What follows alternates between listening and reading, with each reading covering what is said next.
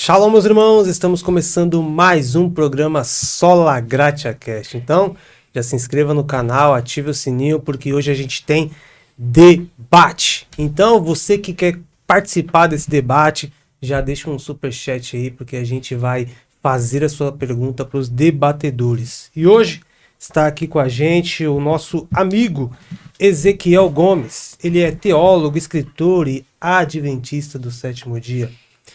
Muito bem-vindo, Ezequiel. Muito obrigado por atender o nosso convite. Eu que agradeço. Para mim é uma honra estar aqui com vocês no podcast Sola Gratia. Mandem sim podcast. Se quiser me colocar contra a parede, aproveita, faz isso aí. E hoje a gente vai ter um bom papo aí a respeito do Adventismo do sétimo dia, pela graça de Deus. Amém. Aqui do meu lado direito está o nosso amigo Paulo Henrique. Ele é prata da casa, dispensa apresentação, mas ele é doutor em gestão eclesiástica, em psicologia pastoral, mestre na cultura judaica, ele fala grego, hebraico, meu Deus, o currículo do homem é grande. Fala, glória!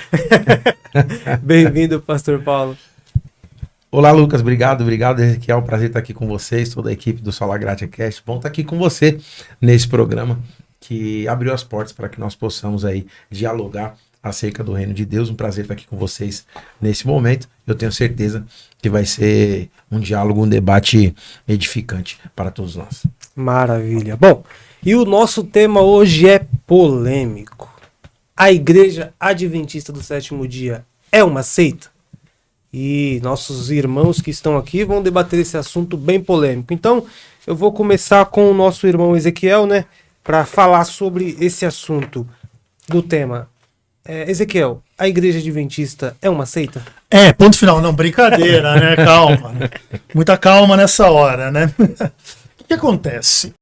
Eu me incomodo um pouco com a ideia de rotular uma religião da forma como é feita dentro do Adventismo em relação a uma característica sectária. Por várias razões. Assim a gente vai poder expor isso um pouco, né, à medida que o debate avançar. Mas para tentar ilustrar aqui rapidamente na minha introdução, eu poderia dizer para você o seguinte aqui, Lucas. Eu vou dizer que entre nós aqui nessa mesa, nós três, tem um sectário. E aí eu poderia dizer assim, bom, o sectário é um cara bonito. Bom, eu já fico excluído dessa regra, já fico entre vocês dois aí, entendeu? Porque tipo, eu já não posso participar dessa característica. Aí eu digo assim, não, o sectário tá de boné. E aí todo mundo olha pro pastor Paulo e tal. E eu começo a descrever ele, o sectário aqui, ele tá usando uma camisa aqui com escrito polo, tá no computador, tá fingindo que não é com ele a conversa, sabe, coisas assim. O que eu tô fazendo? Eu tô criando uma definição minha, particular. E eu tô encaixando a minha definição sobre ele. E é super fácil fazer isso. Qualquer um pode chegar e dizer, olha, a sua igreja ela é ruim, ela é errada, porque, olha, tem isso aqui que eu não concordo, aquilo ali que eu não concordo, você é uma seita, acabou. Olha que discussão maravilhosa. Agora, cadê o fundamento bíblico dessas afirmações? Não, a igreja que crê, por exemplo, na guarda do sábado é uma seita. A igreja que crê no juízo investigativo é uma seita. A igreja que, sei lá, crê na mortalidade da alma é uma seita. Nada disso existe na Bíblia.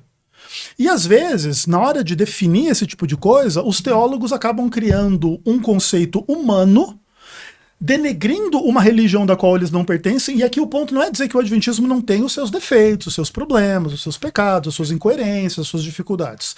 Eu, como ser humano adventista, tenho, a minha organização a qual eu pertenço também tem, mas entende? O fato é, não tem fundamento bíblico. Então, nesse aspecto, eu digo, o Adventismo não é uma seita, biblicamente falando. Aí, se quiser definir ao léu e ao bel prazer de qualquer outra pessoa, de qualquer outra religião, aí pode falar o que quiser, porque fundamento não vai ter. Amém. E você, meu amigo, pastor Paulo, o tema de hoje, a Igreja Adventista é uma seita? Meu amigo, na verdade é o seguinte, a gente tem alguns pontos, porque o que o Ezequiel levantou, isso é uma verdade. Eu posso criar um conceito, meu conceito sobre determinada religião, mas esse conceito não ser fundamentado em informações, em bases, né? Em textos, em obras, em autoridades. Então, se essa ideia, se eu defender que o adventismo é uma seita e não fundamentar essa questão, vai ficar como Ezequiel falou e vai ficar como a minha mente. É porque o PH acha que o adventismo é uma seita.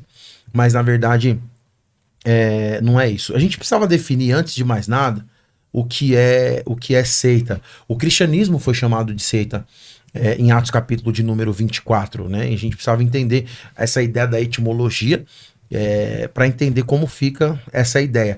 Então nós temos aí, em Atos capítulo 26, versículo 5, diz assim: eles me conhecem há muito tempo e podem testemunhar, se quiserem, que como fariseu vivi de acordo com a seita mais severa da nossa religião. Quando Paulo vai falar em Atos capítulo de número 26, versículo 5, mencionando a ideia de que Paulo chama o farisaísmo, né, que é uma divisão do judaísmo na época. Você tem os fariseus, os saduceus, os essênios, os zelotes, e aí depois você tem uma amplitude dessas ramificações.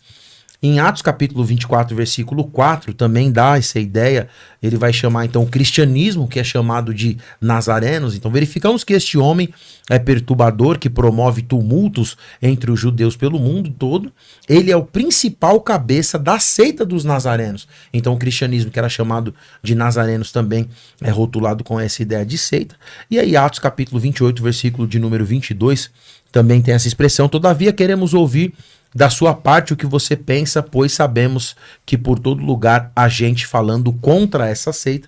E aí, por fim, Atos capítulo 24, versículo 14: confesso-te, porém, que adoro o Deus dos nossos antepassados, como seguidor do caminho, o que chamam seita, creio contudo, de acordo com a lei, no que está escrito nos profetas. Dadas as informações, quando você pega a expressão... alguns vão dizer aireses ou airesim ou iresim. Essa expressão, esse substantivo, é da expressão seita. Então, seitas e heresias, quando alguém vai definir no seminário de teologia, num debate, numa situação, a palavra heresia vem da expressão seita, né? A palavra seita, ela é oriunda da expressão heresia. E essa expressão heresia, que é seita, significava um partido político, significava um partido, alguém que escolhia as suas informações, que tinha um manual, que tinha suas bases, e a partir daquele manual de conduta era definido o que ele acreditava ou não. Então não tinha um teor pejorativo, como nós temos hoje. O que é heresia? Heresia é quando você pega um tema e você interpreta ele de forma errada, e você falou ele uma vez, duas vezes, você comete uma heresia, claro, baseado naquilo que nós vamos chamar de ortodoxia. Eu já encerro aqui e passo a palavra para você. Mas a seita nos dias de hoje é alguém que pega essa heresia e transforma essa heresia numa doutrina.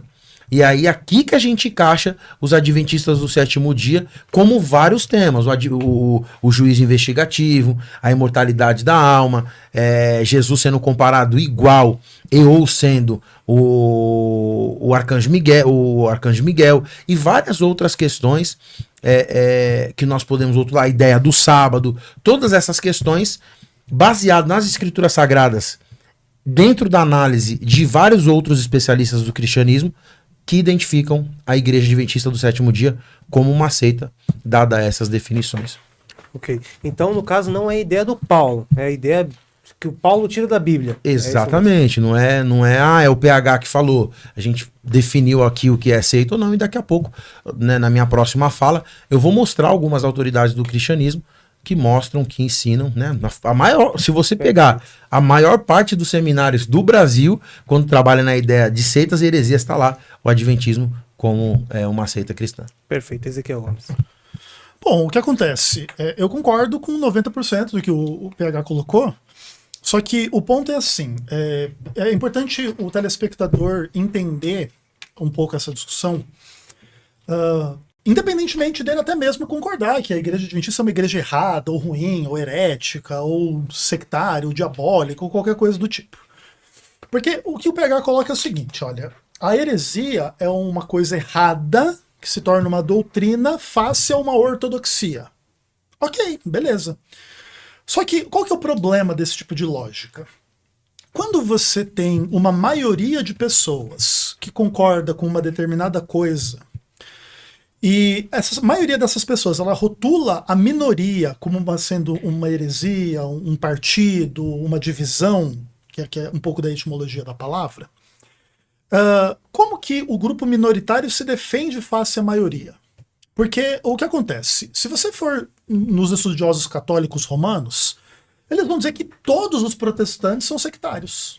Certo? Porque eles entendem que eles são a ortodoxia, eles são a maioria, eles são o centro, eles são os mais tradicionais, os mais antigos, e eles são que têm autoridade para definir o que é verdade ou não, qual é o ensino correto, qual é a interpretação correta da Bíblia.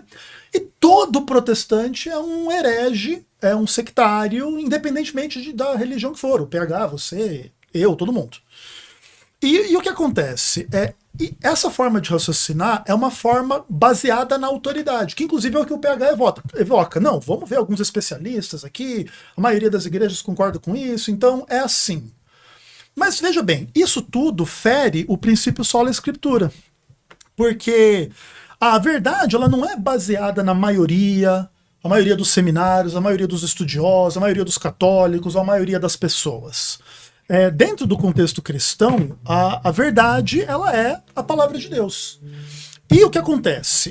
Se você quiser discutir que o juízo investigativo é uma doutrina errada, a guarda do sábado é uma doutrina errada, o que inclusive fica muito curioso. Um dos 10 mandamentos é uma heresia.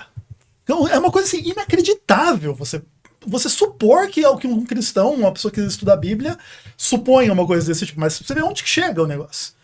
Mas assim, é muito complicado. Mas você pode discutir, entende? Olha, essa interpretação da alma, do sábado, da lei, da graça, de Miguel, de Cristo, disso ou daquilo, tudo pode ser discutido. Agora, tudo vai revolver a posição do grupo majoritário que entende isso. Não, a alma é imortal, acabou. E quem discordar disso, lá, o Satanás, não sei o quê, e independentemente das bases bíblicas. E o que acontece? Não é correto a gente trabalhar desta forma. Então eu acho que a gente tem que fazer uma discussão um pouco mais bíblica, ainda que é óbvio que isso aqui é uma tarefa gigantesca, a gente tem pouquíssimo tempo de programa, como é que a gente vai analisar as coisas de forma muito profunda. Mas o ponto é esse, todo mundo tem que entender que falar que a religião do outro é seita é a coisa mais fácil do mundo se você pressupor que a sua é a correta. Então eu também posso dizer, o adventismo é a maior verdade, todo o resto é a seita, é Babilônia, é o demônio, é errado e ruim. E se eu conseguir convencer a maior parte dos seres humanos, aí fica todo mundo concordando comigo e denegrindo você. Mas às vezes a sua fé não é exatamente como eu represento. Entende? Tipo assim, quem está na maioria não tem muita benevolência com quem está no grupo da minoria. E às vezes, nesses aspectos, existem alguns abusos espirituais em nome dessa coisa de acusar o outro de ser seita. Entendeu? Então isso eu acho que não é muito legal. E eu acho que tem que basear as coisas mais na Bíblia e não simplesmente nas autoridades cristãs. Porque... Perfeito. Paulo, vamos lá. Ele evocou então só a escritura, né? Você falou que vai citar alguns autores, alguns seminários e tal. Porém, ele fala que não leva isso em conta porque é só a escritura. Então, o que você comenta sobre isso? Então, só essa questão, né, o Ezequiel, ele é teólogo, é profissional da área da teologia, está debatendo há anos aí, né? Vários programas de debate, vamos citar o nome aqui, porque não faz necessidade, a gente tem acompanhado esse longo tempo, né? Eu também tenho sido veterano aí nesses debates, 20 anos só de debate, de ministério pastoral, de academicismo. Se você pegar aquilo que no direito nós chamamos de jurisprudência, a jurisprudência, ela é aquele conjunto de decisões, né, que os magistrados tomaram como certo e acaba ficando como exemplo num novo processo. Então, no direito, quando você participa ali de um embate jurídico, de uma situação ali que você tem esse processo, tem a jurisprudência de quando você cita um processo semelhante, que claro, ele é ao seu favor, e ele fica estabelecido como base para que o juiz entenda que numa outra decisão, a decisão de um outro juiz, de um outro profissional, de um outro advogado, ela coube como ideia de base. Só que no academicismo, quando você fala de transparência acadêmica, é obrigatório numa tese de mestrado, de doutorado, num artigo, num livro, você fazer a citação direta ou indireta, porque senão isso é rotulado como plágio. Então, quando nós falamos que vamos citar uma obra, um livro, dentro do academicismo, isso é normal. Até me espanta o Ezequiel apontar para mim como se eu fizesse isso e deixando as escrituras de lado, que é claro que nós não faremos isso, e eu já comecei, inclusive, fazendo a definição de seitas heresias baseado no texto. Citei 5 textos sobre seitas heresias, mostrando que o cristianismo foi chamado de seita, que o judaísmo foi chamado de seita, o farisaísmo, e toda essa questão não é esse o contexto, mas que a ideia da jurisprudência de citação acadêmica, ela é normal dentro da ABNT, da APA, da MLA e assim sucessivamente. É obrigado você fazer a citação de obras. Nós podemos ficar. Eu não sou o cara que fujo da análise textual. Tem que nem muito debate que a gente vê, você cita um texto, o cara vai pulando para um lado e para o outro, não vou citar nome aqui, você que está acompanhando o debate sabe. Mas, dando sequência aqui nessa questão, o Ezequiel citou a ideia dos 10 mandamentos, né? Acho que a gente poderia começar por essa questão dos 10 mandamentos. Por quê? Porque fala assim, então vai excluir um mandamento, né, que se tem por questões de uma análise. Fala assim, você pode esquecer o 4º mandamento, seria o 4º mandamento? Esquecer o 4º mandamento e deixar todo o resto para lá. Mas tem todo um contexto. Vou fazer apenas a citação, nós vamos trabalhar a ideia do 4º mandamento, que é provavelmente o que vai dar para a gente elaborar aqui. Então, quando você pega os 10 mandamentos, quando se fala 10 mandamentos em hebraico, Eser ha-mitzvot, né? O ha-eser mitzvot, os 10 mandamentos. Então, quando você tem Anohi Hashem Eloheka, eu sou o Senhor, o teu Deus, né? Lo yere eleka Elokim asherim alpanai. Não terás outros deuses além de mim. Lo tsaetshem Hashem Eloheka lashav. Não tomarás o nome do Senhor teu Deus em vão. Aqui, na verdade, seria, mas não é uma questão do adventismo, e esse aqui é o ponto. Zohar et Yom Hashabat lekadosho. Lembra-te do dia do Shabat ou do sábado para observar ou santificar. E aí os outros mandamentos aqui, não vou nem fazer citação para não ficar, tá enchendo linguiça, né? Não é essa questão aqui, vamos trabalhar essa ideia do 4º mandamento. Para quem escreveu? Quem escreveu? Ha'eser mitzvot. Quem escreveu os 10 mandamentos? Para quem os 10 mandamentos foram escritos? Qual é a intenção dos 10 mandamentos? E o que os ocidentais têm a ver com o 4º mandamento? O 4º mandamento é universal? O 4º mandamento é uma ordenança mundial? Como trabalhar essa ideia do Zahor et Yom HaShabbat lekadosh? Lembra-te do dia do sábado ou do Shabat para descansar. Então, no caso, na sua opinião, o sábado não é para a igreja, mas para o judeu. Então, para não ficar nas minhas palavras e eu definir, é justamente isso que eu faço a pergunta. Não estou definindo nada. Então eu levanto o Ezequiel, até anotou ali. Para quem escreveu, por que escreveu, para quem escreveu, se é uma ordenança mundial ou não. E o que os ocidentais, no caso cristãos e outras religiões, têm a ver com esses mandamentos. Ezequiel. Perfeito. Assim, PH, eu não acusei você. Não falei que você me acusou. É que a gente tá no âmbito das ideias. De boa. Porque talvez o cara fala assim, então tá vendo? Porque no debate a gente chama de apelação à autoridade, né? Tá apelando. Não, que eu tô nem dizendo citei ainda, porque deixei de lado. Eu digo assim, eu não acusei você de fazer o que eu falei. Eu falei pro telespectador entender legal. A discussão, entendeu? Não que você tá fugindo do texto, não é nada disso, legal. Tá? Só porque assim, as pessoas precisam entender que muitas vezes essas bases de que o adventismo é uma seita não estão fluídos no texto. O cara fulano falou, ciclano falou, e tá todo mundo falando, então porque foi fulano que falou. O catolicismo fala, o calvinista fala, o arminiano fala, o evangélico fala, pronto, então E não é bem por aí. Inclusive, nesse aspecto, a lei tem precedência à jurisprudência, em tese, né? Sim. Pelo menos deveria ser. E na lei, na palavra de Deus, se fala de uma mudança na lei de Deus, né? Lá em Daniel capítulo 7, verso 25. Proferirá palavras contra o Altíssimo, magoará os santos do Altíssimo e cuidará em mudar os tempos e a lei. Aqui se fala de um poder maligno contra Deus, que é o chifre pequeno, em Daniel capítulo 7.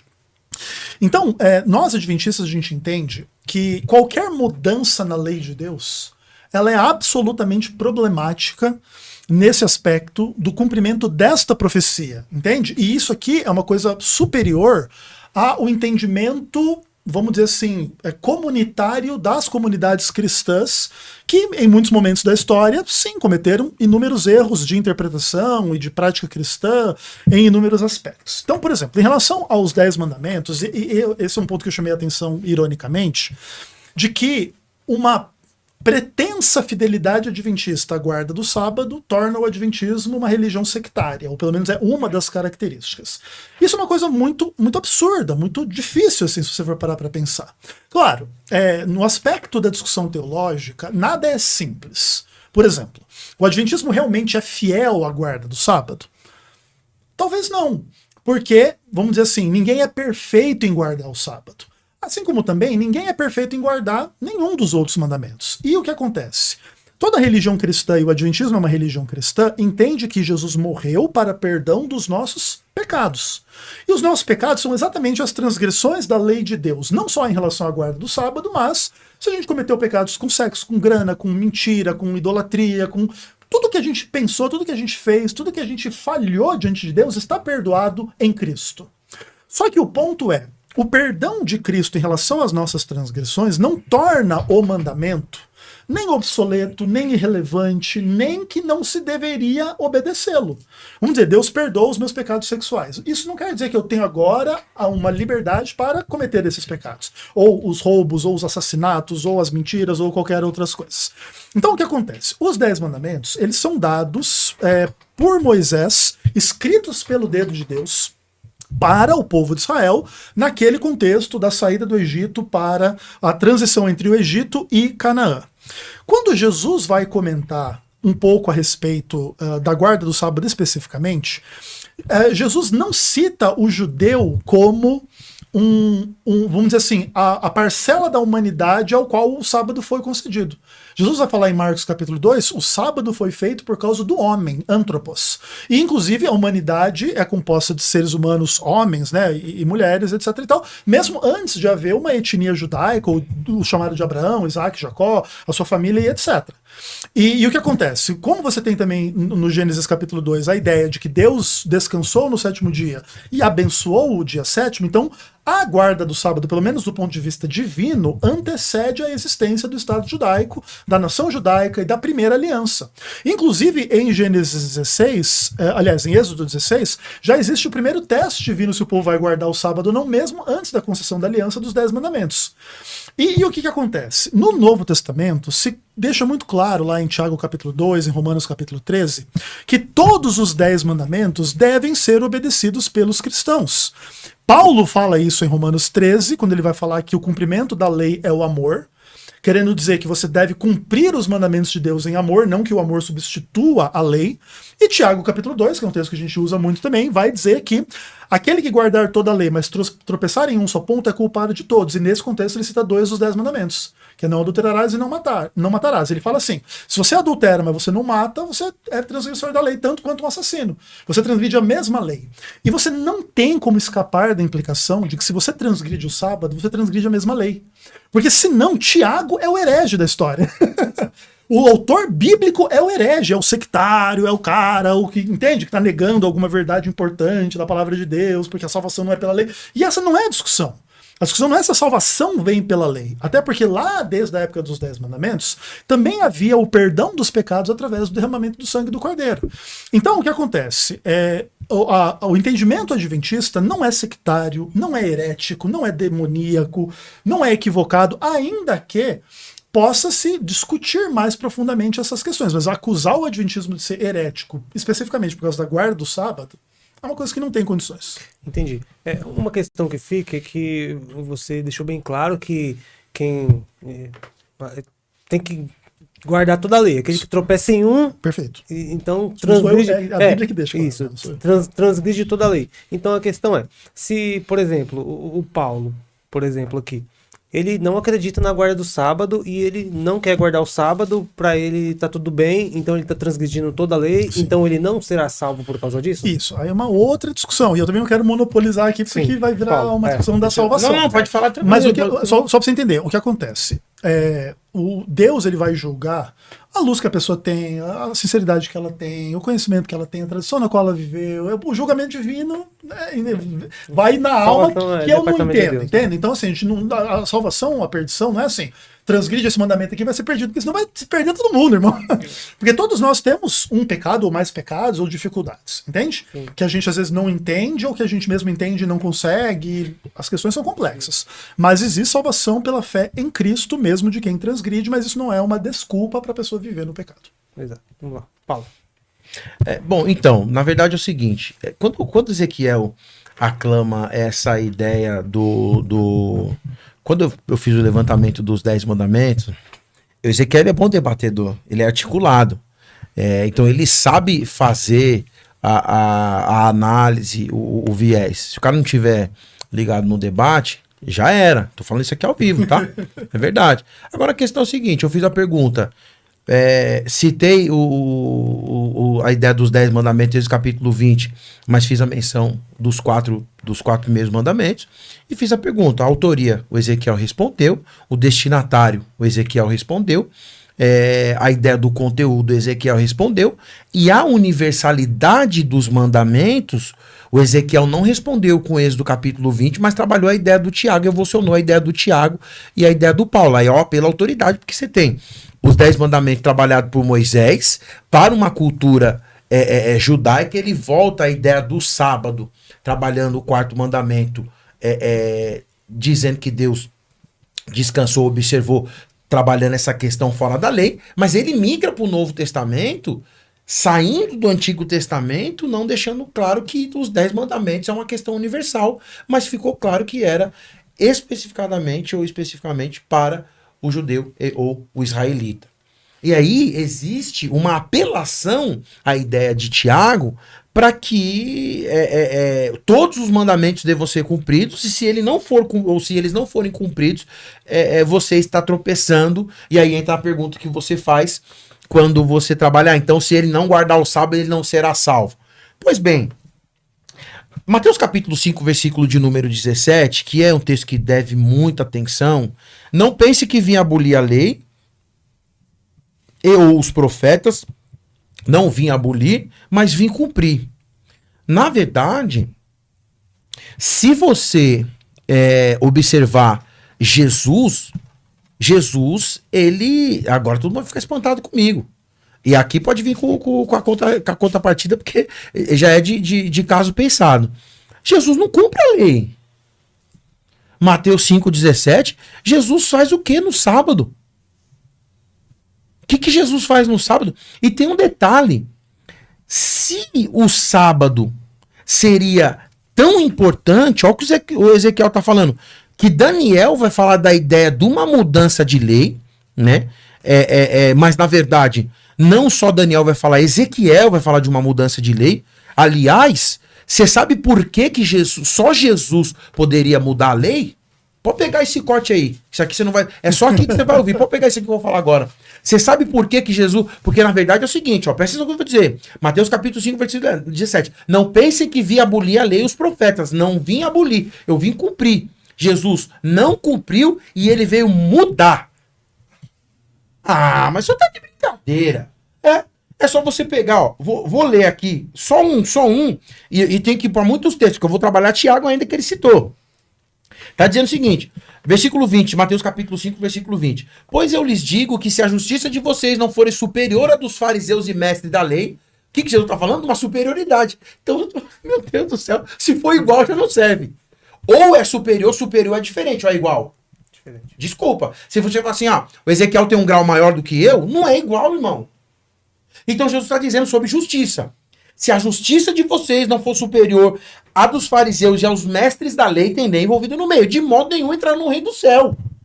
E não é brincadeirinha de religião.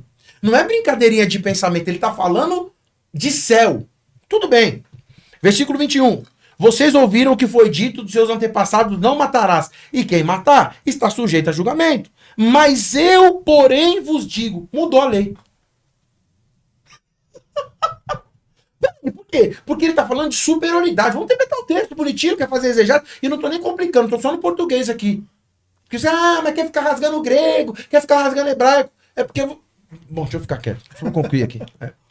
Aí ele vai fazer o seguinte, Lucas, ó, presta atenção. É porque é a leitura do texto de boa aqui, pra gente discutir o texto. Versículo 21. Vocês não ouviram o que foi dito pelos seus antepassados. O que ele está falando dos seus antepassados? Se ele está falando de lei e profeta.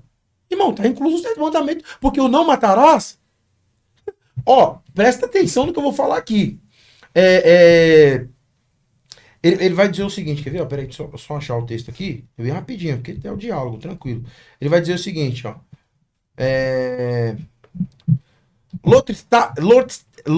Lo tirtatsak. Não matarás. Não matarás. Ele está dizendo, não matarás é nos 10 mandamentos. O não matarás não é em qualquer outro lugar. Jesus está citando os 10 mandamentos. Para concluir essa parte aqui. Porque quem matar está sujeito a julgamento. Eu, porém, vos digo, qualquer um que se irá contra o seu irmão está sujeito ao mesmo julgamento. E também qualquer um que dizer ao seu irmão raca, não maldito, amaldiçoado, louco, seja levado ao tribunal. E qualquer um, na verdade era só um. Agora ele estreita e coloca 3, 4 no mesmo texto. E qualquer um que dizer louco corre o risco de ir pro fogo do inferno. Quem é esse cara? É Jesus. E por que só Jesus podia mudar a lei? Era esse corte que você queria, né?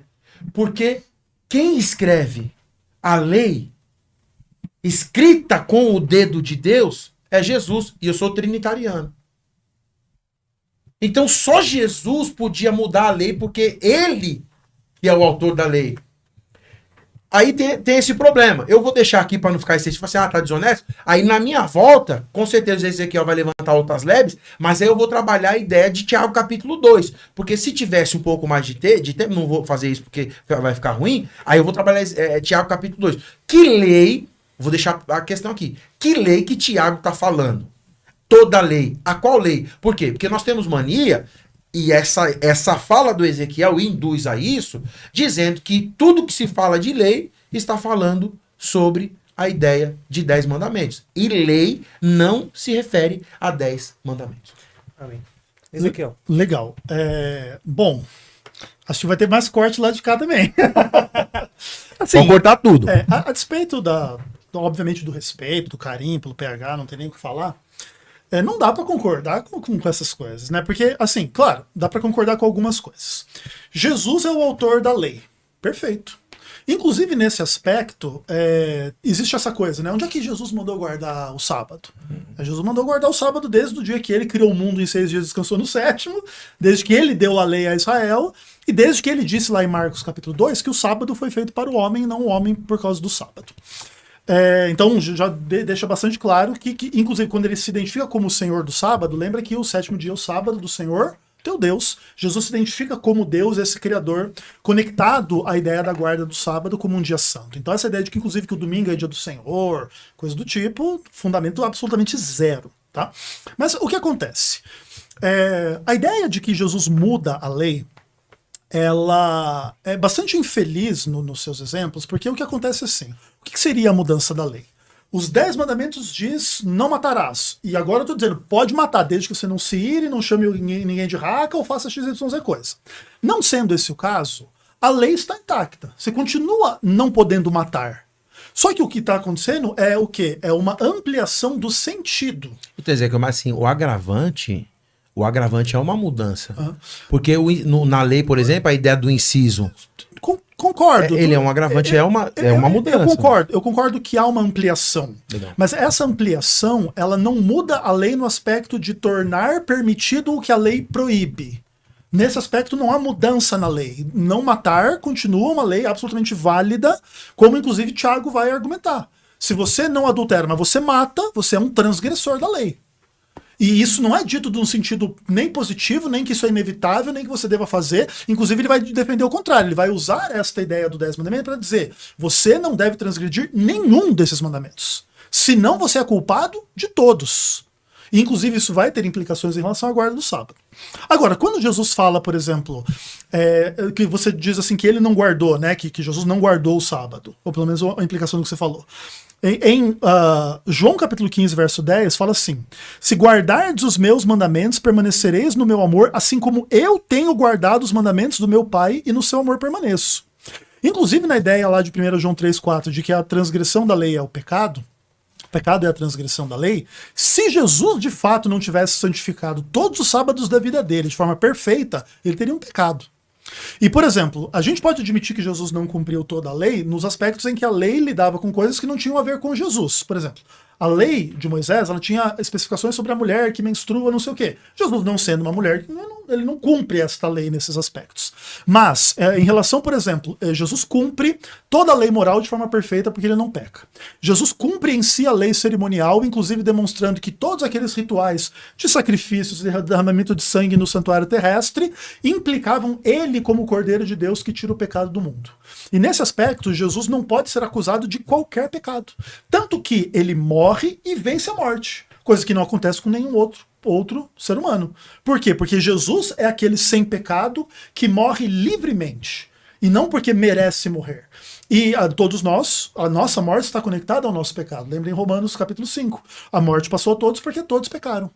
Então, Jesus não pode ser acusado de pecado sob nenhum aspecto, ainda que o entendimento dele fosse contrário às tradições farisaicas. E esse é o ponto. O que nós temos que superar não é a lei, nós temos que superar a justiça dos escribas e fariseus. Escribas e fariseus poderiam se sentir que não adulteravam porque não traíam a mulher, mas olhavam para a mulher do vizinho com um olhar malicioso. Jesus vem dizer não. Mas ele não vem dizer não no sentido, eu vou mudar a lei, agora você pode adulterar. Não. Ele vem dizer, se você olhar, você já cometeu adultério. O não adulterarás está vigente. Agora ele está melhor entendido, porque não basta uma percepção formal, tipo assim, você pode guardar os 10 mandamentos? Então, por exemplo, eu gosto de dar o exemplo assim de quem guarda o sábado, um político corrupto. O cara não trabalha sábado, também não trabalha domingo, nem segunda, nem terça, enfim, né? Ele não trabalha muitas vezes, mas tá lá descansando no sábado, não trabalha no sábado. Mas é um corrupto, ele tá guardando a lei de Deus? Claro que não. Então, guardar a lei de Deus também é uma coisa muito mais profunda de relação de fé, de amor, de espiritualidade, não é meramente o cumprimento formal dessas 10 regras. Mas no final das contas, né, pra você ver como que o debate é complexo, né? A gente teria que discutir 200 doutrinas, a gente tá aqui só num pequeno aspecto e simplesmente rechaçando a ideia de que o entendimento adventista é herético. Até porque o entendimento adventista é absolutamente claro na Bíblia, não tem como fugir. Paulo.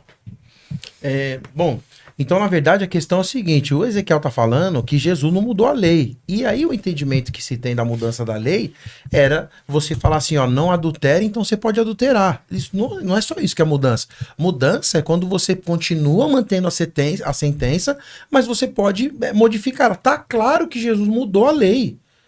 É bem nítido no texto aqui. De novo, a ideia da questão do adultério. Vamos lá, que foi utilizado aqui. Mateus capítulo 5, versículo de número 27. Vocês ouviram o que foi dito, não adulterarás. Mas eu lhes digo, qualquer um que olhar para uma mulher para desejá-la, já cometeu adultério no seu coração. Antigamente você podia olhar à vontade. Antigamente você podia desejar à vontade. Por quê? Porque não tinha essa sentença na lei. Agora Jesus muda a lei. Por que ele muda? Porque se ele não mudasse a lei, o adultério seria o ato consumado. O ato não consumado, só você olhar, é adultério. Isso não é modificação, isso é o quê? Porque para não ser modificação tem que manter igual ao que está escrito. Não adulterará. O que é o adultério? Você modificar aquilo que é original. E isso não é só questão de mulher, não é só questão de casamento, é quando você adultera uma água, quando você adultera um salgadinho, quando você adultera um combustível, tudo isso é adultério. Então Jesus de fato mudou tudo aqui. Se você pegar o Mateus capítulo 5, versículo 17 em diante, tudo isso vai trabalhar a ideia das mudanças. E aí, se você pegar e levantar todas as questões, você vai ver que ficou claro essa questão da mudança. Agora é o seguinte, Marcos capítulo de número 2, versículo de número 23, na ideia de que Jesus ele não guarda o sábado, ele vai trabalhar o seguinte, Marcos 2, 23. Certo dia, Jesus estava passando pelas lavouras de cereal. Enquanto caminhavam, seus discípulos começaram a colher espigas de milho. Primeira coisa, o que Jesus estava fazendo num Shabat, caminhando pelas lavouras de cereal? Porque não podia.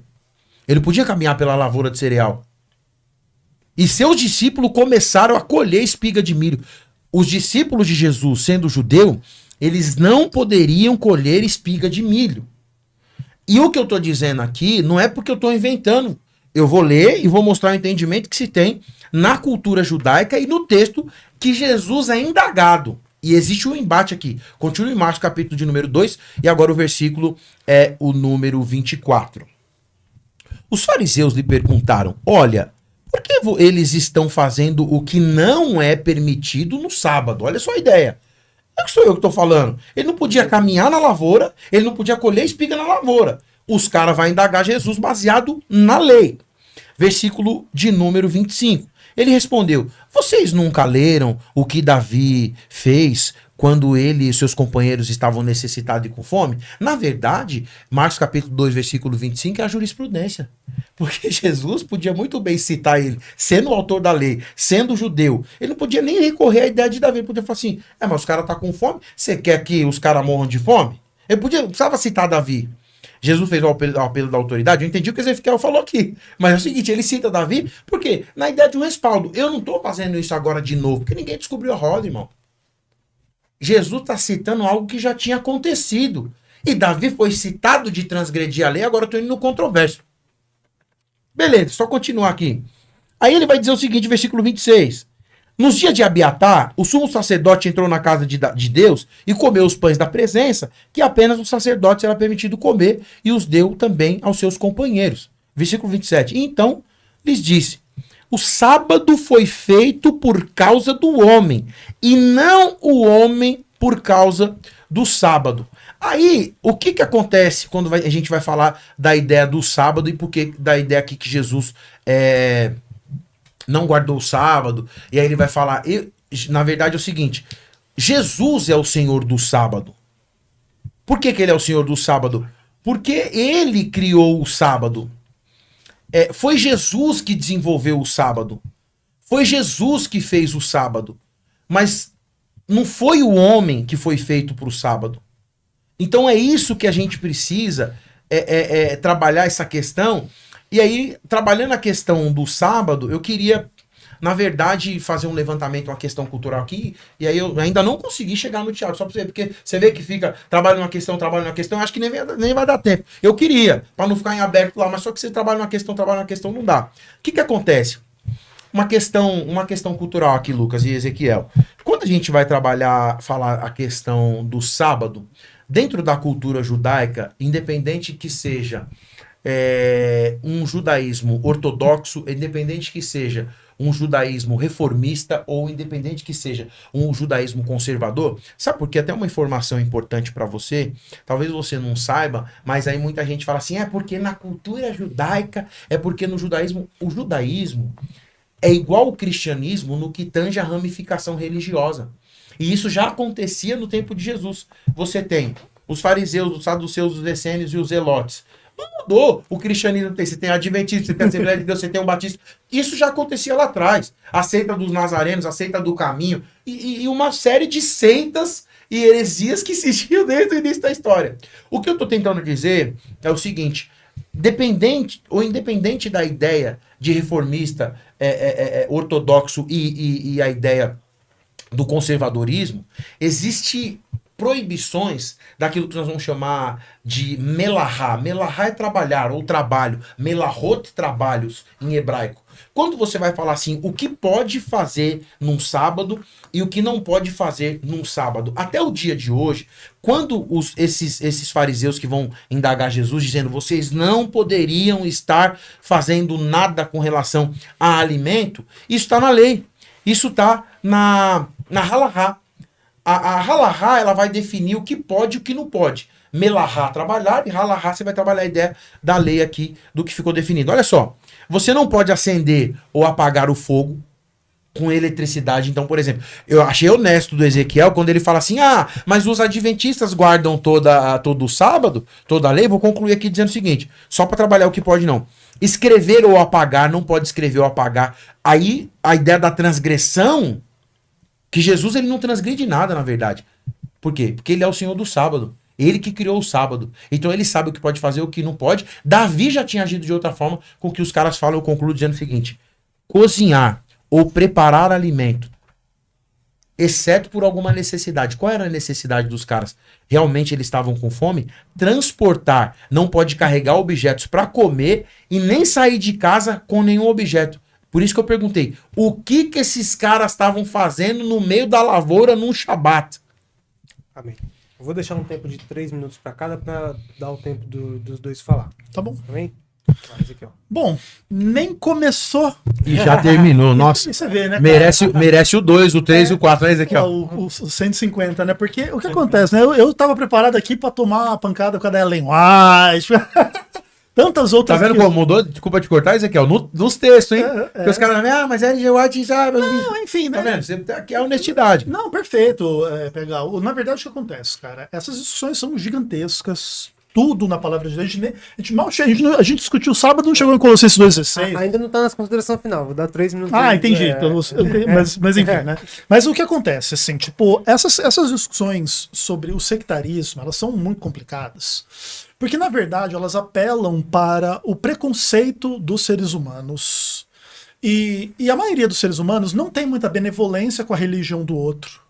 E quando você coloca medo nas pessoas daquela religião, isso não afeta todo mundo na população, mas afeta uma boa parcela. Então, por exemplo, o adventismo tem a discussão da guarda do sábado, como que é, como que não é, por que se salva, se não salva, e quem não guarda é salvo, não é salvo. Tudo bem, são discussões legítimas.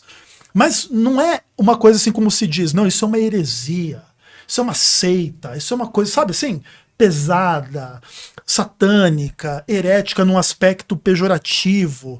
Pelo contrário. Guardar o sábado não é um problema teológico.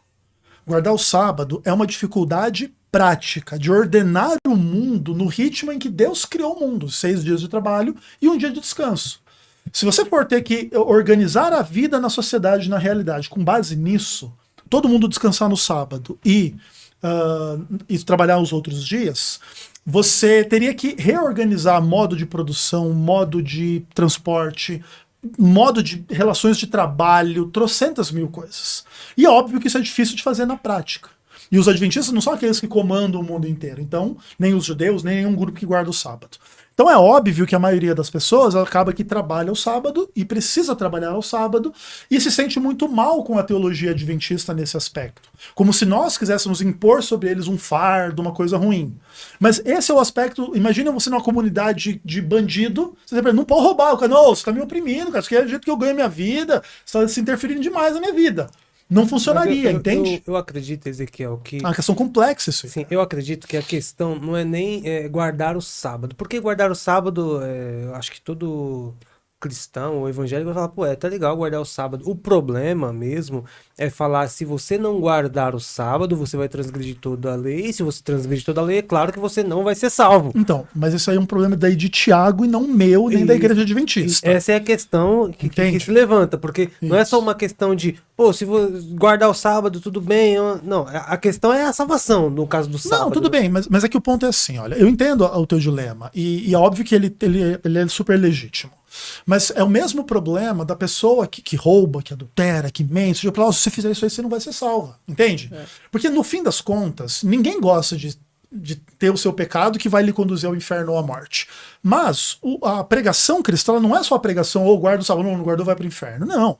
O Senhor do sábado morreu por você, ele pode te perdoar, ele pode te transformar, ele pode te dar uma nova vida, e essa nova vida nem sempre muda a sua vida de um dia para o outro, não. Mas uma pessoa que vive adulterando e não se arrepende, é salva? Não. E se o sábado tem o mesmo peso, então uma pessoa que não guarda o sábado e não se arrepende também não é salva. Exato. Exatamente, mas isso não é um problema meu. Sim, não, você que defende o sábado, defende com... Esse é um problema isso. bíblico, entendeu? É, Não é meu, não foi eu que inventei. Entendeu? Vamos lá, Paulo. O que você me diz, meu amigo? Então, na verdade é o seguinte, trabalhando a questão a gente ficou, né, eu só vou recapitular aqui a questão de que Jesus, ele, no que diz respeito à ideia do sábado, para mim, vou jogar limpinho mesmo, bem transparente. Para mim, tá bem claro que o sábado é mais uma questão social e comunitária do que uma questão religiosa. O discurso do Ezequiel ficou claro isso para mim. Porque falou assim, é mais uma questão de organização. O cara trabalhar, descansar, entender que o cara tem uma família, né? E aí seguiria os dias naturais da semana, a sequência natural das questões. Se for isso daí, bacana. Quando que diz a respeito à salvação? E aí o Ezequiel joga pro Tiago, eu vou resolver o problema do Tiago agora, para ficar claro. Para mim, no texto e na leitura da teologia que eu faço, Jesus mudou o mandamento, ficou claro para mim, e se for baseado na proibição, Jesus...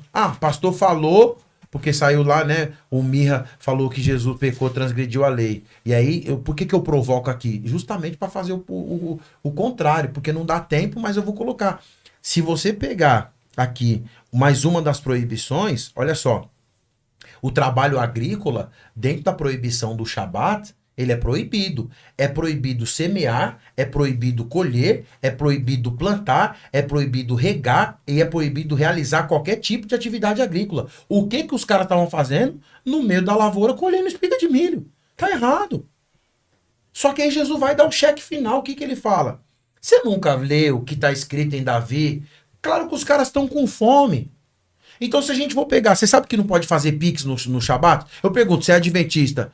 Você já fez pix no sábado? Você já transgrediu a lei, irmão. Vamos ser sinceros. Tem várias outras questões. Viagem longa não pode fazer várias coisas. E eu achei sincero da parte do Ezequiel quando ele trabalha isso na inicial. Agora vamos lá. Vamos trabalhar a questão do Tiago. Tiago capítulo 2, versículo de número... 10 a 12. É porque ele... Sim, tem todo um contexto, claro. Capítulo 10 assim... Pois quem obedece toda a lei... mas tropeça em apenas um ponto, torna-se culpado de quebrá-la inteiramente. Pois aquele que disse não adulterarás e também disse não matarás, se você não comete o adultério, mas comete o assassinato, torna-se transgressor da lei. Falem e ajam como quem vai ser julgado pela lei da liberdade, porque será exercido juízo sem misericórdia sobre quem não foi misericordioso, a misericórdia triunfa sobre o juízo. Essa ideia da lei, ela... Que lei que Tiago está falando? A primeira questão é essa aí. Por quê? Porque Tiago... Quem que é esse Tiago aqui, esse apóstolo aqui? Ele é o irmão de Jesus? Esse cara que era um dos 12, ele é o irmão de Jesus? Isso que eu ia até perguntar para você, porque um pouco antes você disse que essa lei de Tiago não são o que o Tiago está falando, não é os 10 mandamentos. A ideia dos 10 mandamentos, então, é isso que eu quero trabalhar isso aqui. A pergunta é essa, que lei é essa que o Tiago está falando? Legal. Porque toda vez que você fala lei, né, nomos, nomia, né, no grego você fala assim, ó, anomos, é sem lei, né, nomia, essa ideia de lei, quando você vai pegar a ideia, Tiago não está falando Torá. Que tinha lei oral e... Sim. Tiago não tá falando Torá, Tiago não tá falando mitzvah, mitzvot, mandamentos. Que lei é essa? Lei é instrução. Instrução de quem? Por quê? Porque Mateus capítulo de número 5, versículo 17, Jesus modifica a lei. Não pense que vim abolir a lei, mas eu vim cumprir. O que é cumprir? Teleios, né?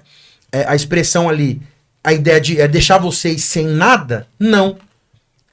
Por quê? Porque quando você pega a expressão, o texto de Romanos capítulo 10, versículo 4, porque o fim da lei é Cristo, por que fim? Que lei? Essa expressão, que fim da lei é Cristo? Por que ele está falando isso? Então, na verdade, Tiago está trabalhando... a questão de Jesus. E aí João, em 1 João capítulo 2, versículo 4, diz assim, aquele que diz eu conheço e não guarda os seus mandamentos é mentiroso. O mandamento de quem? É os mandamentos de Jesus. E os mandamentos de Jesus não são iguais aos 10 mandamentos.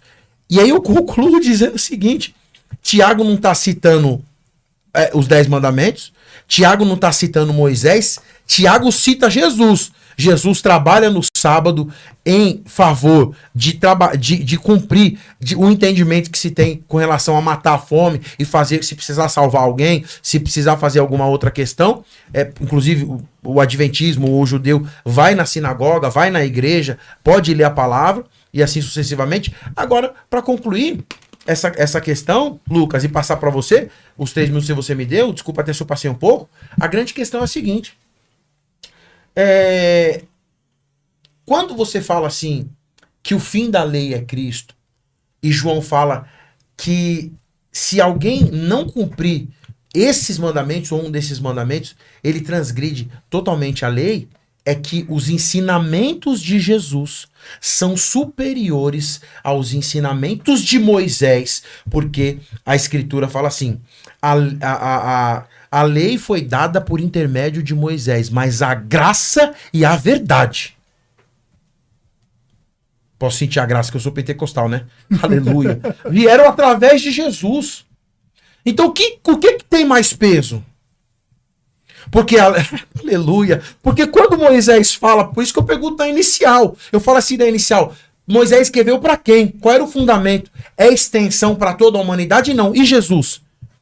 Porque a união da igreja é a junção do judeu e da igreja e de qualquer outro gentil. E todo mundo está submetido agora na lei de Cristo. Por isso que o fim da lei é Cristo e a graça e a verdade. Quem interpreta a lei? Jesus. Quem escreveu a lei? Jesus. De que mandamento Tiago está falando? De Jesus. Porque o Apocalipse diz: qualquer um que transgredir um tio que mudar desta ou deste livro. É específico. Ele não joga lá para trás. É aqui. Amém. Bom, fala que não. Começou agora. Como diz o César Cavalcante, infelizmente o nosso tempo é curto, né? Eu vou deixar aqui 3 minutos já para você comentar, deixar suas considerações finais. Desde já eu quero te agradecer por ter aceitado o convite, ter vindo aqui. E a gente, claro que vai ter que fazer uma parte 2 aí para continuar comentando sobre isso. Mas vamos lá, 3 minutos para você comentar e suas considerações finais. Deixa Esse suas debate só acaba na parte 2000 e olha lá. 2000 anos, né? Aliás, estamos há 2000 anos discutindo e não acabou ainda. Gente, para mim, maravilhoso estar aqui. Claro, eu acho que a gente acabou se focando em um aspecto da discussão e talvez o telespectador sentiu falta da gente abordar a questão de uma forma mais ampla. Mas isso tem que ver com a complexidade do tema e também, fazendo elogio ao pastor Paulo Henrique, a competência do Paulo Henrique da gente discutir realmente os textos bíblicos. E a gente ainda nem chegou em Colossenses 2,16, né? Falando de sábado. Mas não é só esse o aspecto, assim. Eu só queria destacar poucas coisas aqui de teologia, depois eu vou falar dos meus 2 livros que eu trouxe aqui. E assim, Jesus falou que quem não crê em Moisés não crê nele. Esse é o primeiro ponto. Outro ponto é que, assim, a transgressão da lei de Moisés também era pecado no mundo gentil, tá? O gentil que roubava, matava, adulterava, idolatrava, também era pecador. Até porque se não fosse, só quem teria pecado na face da terra seriam os judeus e não os demais seres humanos. Então o que acontece? Quando Deus dá a lei a Israel, Deus quer que Israel seja representante desta lei para o mundo todo, inclusive para a conversão do mundo todo. Israel se afasta e cria um monte de farisaísmos em cima da lei, que podem ser lidos de forma bem intencionada ou não. Então vários desses aspectos, não pode regar, não pode andar, não pode colher, não pode fazer isso, não pode fazer aquilo, tem um certo fundamento, mas nem tudo tem aplicação muito específica. Então Jesus ele se levanta um pouco contra certas tradições farisaicas, mas nunca contra o mandamento. Porque senão, de fato, Jesus seria um transgressor e aí não seria... Puxa, aí o problema seria bem pior do que a igreja adventista ser uma seita, entendeu? Se Jesus fosse um transgressor da lei de Deus, o problema seria bem maior. Mas se você, telespectador, quiser se aprofundar um pouco mais nessas discussões, eu recomendo para você o livrinho Questões sobre Doutrina, já tem versão dele em português, demorou 50 anos para a igreja traduzir isso aqui, onde o Adventismo responde às principais dúvidas dos teólogos calvinistas e evangélicos de uma forma geral sobre o Adventismo.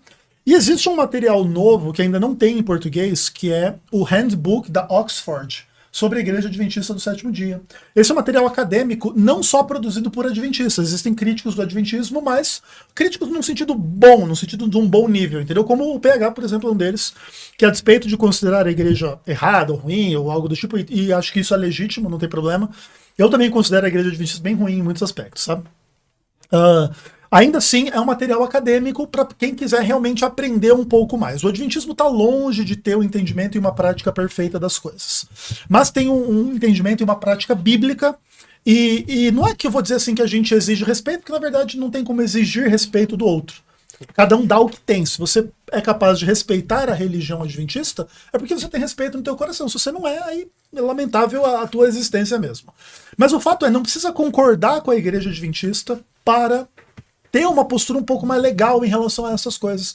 Meramente rotular de seita, colocar medo e dizer que a igreja é muito ruim, muito maligna, não é muito legal. Amém. Porque ninguém gostaria de estar do nosso lado dessa história.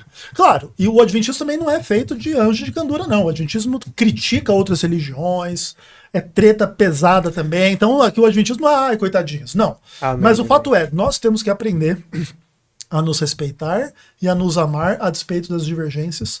Por isso que ambientes como esse são maravilhosos, a despeito das discordâncias. Amém. Obrigado pela oportunidade. Onde podem te encontrar? Canal Vem Senhor Jesus lá no YouTube. Amém. Paulo, 3 minutos de considerações finais. O textão desejado pelo Ezequiel, eu não podia deixar ele aberto, né? Mas não para fazer provocação, apenas citar aqui. Paulo, Colossenses capítulo 2, versículo 16. Portanto, não permitam que ninguém os julgue pelo que vocês comem, bebem, ou com relação a alguma festividade religiosa, ou a celebração das luas novas, ou dos dias de sábado. Essas coisas são sombras do que haveria de vir. A realidade, porém, encontra-se em Cristo. Não permitam que ninguém que tenha prazer numa falsa humildade e na adoração de anjos os impeça de alcançar o prêmio. Tal pessoa conta detalhadamente suas visões e sua mente carnal a torna orgulhoso. Na verdade, quando você vai na citação de Ezequiel, tá vendo? Paulo tá falando que ninguém tinha que julgar você pelo sábado, por isso e aquilo. Mas, na verdade, o ponto de discussão seria o versículo de número 18, que fala assim, ó, esses mesmos caras que vão falar da questão de guardar o sábado, de fazer isso, de fazer aquilo, eles adoram anjos. Tô fora dessa aí. Você tá entendendo? Aí essa aqui fica de lado. Mas tudo bem. Bom, eu queria fazer a citação aqui. Pano pra mano. Mas é demais, irmão. A leitura do texto da moralzinha, você vai ver que vai levantar as leves que ninguém entende nada. Dr. Walter Martin, citação das autoridades aqui. Dr. Walter Martin, o autor do livro Culto do Novo Testamento, ele vai apresentar algumas visões de seitas consideradas aí fora do cristianismo ortodoxo. Ele vai citar algumas doutrinas do adventismo com o juiz investigativo, divergências da ortodoxia cristã.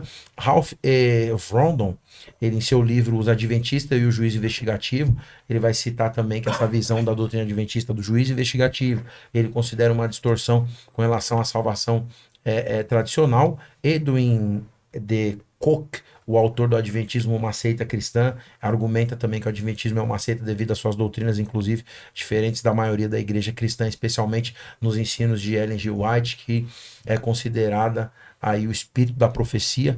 John Annenberg e John Windon, em Seitas e Religiões, eles abordam uma ampla gama de movimentos religiosos, incluindo o Adventismo, e apontam seu foco com relação a questões privadas de Ellen G. White, como aspectos e distâncias da ortodoxia cristã e vários outros aqui. Eu quero agradecer a oportunidade de estar aqui no Sola Gratia Cast, para ter esse papo com o Ezequiel.